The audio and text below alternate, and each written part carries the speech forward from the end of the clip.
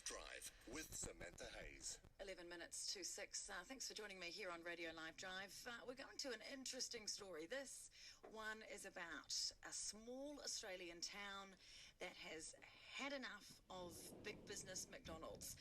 I'm joined now by Garry Muratore, who's gone all the way to Chicago to tell McDonald's there that he is not happy with what they've done. Garry, what's your beef with McDonald's? Well, we're not anti-McDonald's per se. They have the right to run a business. But what they're doing in Tacoma, they actually have picked a place that is totally inappropriate for a McDonald's. It's too close to a kindergarten. It's too close to a primary school. It'll be the closest to a national park anywhere in Australia. It's on a point in the road that narrows from 2 lanes to 1, so it's going to cause traffic problems. It's in a shopping strip with only a few shops that closes at 8 o'clock at night, and they want to run it 24/7. Mm-hmm. And it's probably 6 times bigger than any other shop that's in that strip. So they want to be large and in charge, and it's just inappropriate to be there. Now, listen, as I understand it, was it the local council said no to their resource consent, and then they went over their head? Is that why you've gone all the way to Chicago? Yeah, we feel that we lost our democratic right. The council knew this was going to be contentious, and they asked for people to write submissions.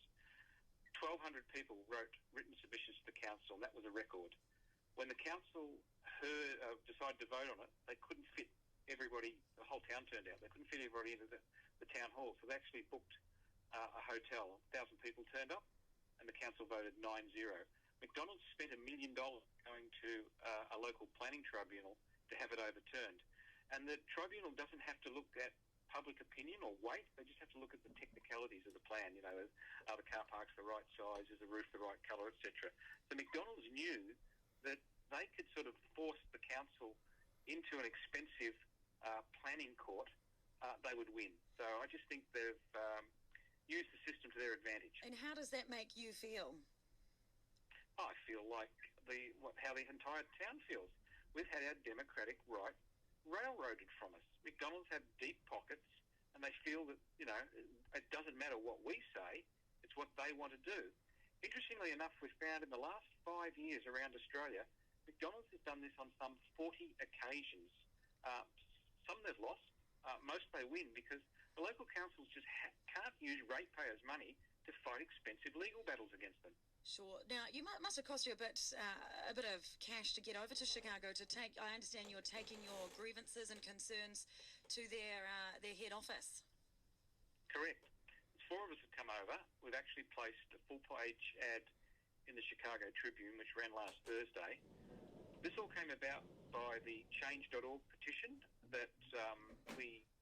I think you've got over 100,000 signatures now. That's correct. But about 4 weeks ago, we had 60,000. We tried to hand it to McDonald's in Sydney, and they locked the doors and sent the receptionist out, and they did that on national television. So you've had to go. Embarrassing. So you've gone all the way to Chicago. So we thought we'd raise some money using a crowdsourcing platform, and we were looking for 3,000 Australian dollars, and we set ourselves 17 days to do that. We hit that target in 55 minutes and ended up with over $40,000. Oh, that is brilliant. That's brilliant. Look, I have to ask, though, are you not giving McDonald's a ton of publicity by kicking up a stink about this? This is not the publicity they want. I went on breakfast television in Sydney this morning from Chicago, and I was asked the question, they've ignored you, so what do you do now? And we said, look, we're asking people to go on McDonald's Facebook page, and your listeners may want to do the same thing, and just type the word stop. Tweet to their Twitter accounts, stop. Write on a piece of paper and walk into a restaurant, stop. Stop the bullying, stop the intimidation, stop the lying, stop the project in Tacoma. Now, I said that on television, walked back to the hotel, and we found that the McDonald's Facebook page here in the United States had gone into meltdown. Every comment on the page, 7 pages deep, was stop. Wow. So we're having an effect. They are definitely making an impact. That is Garry Muratore. Thank you for your time today. Thank you for joining us. Interestingly, Tacoma, which is a village in the Dandenong Ranges, Now it's about 40 kilometres east of Melbourne. It only has a population of about 2,000 residents. Now that is about the size of the town where I grew up in South Otago, Milton. I think that a lot of people in Milton would have been really happy to have a McDonald's. I remember when we got a Subway and that was a huge deal. But look, these guys are fighting it. They're fighting it fiercely. It will be interesting to see what comes of that.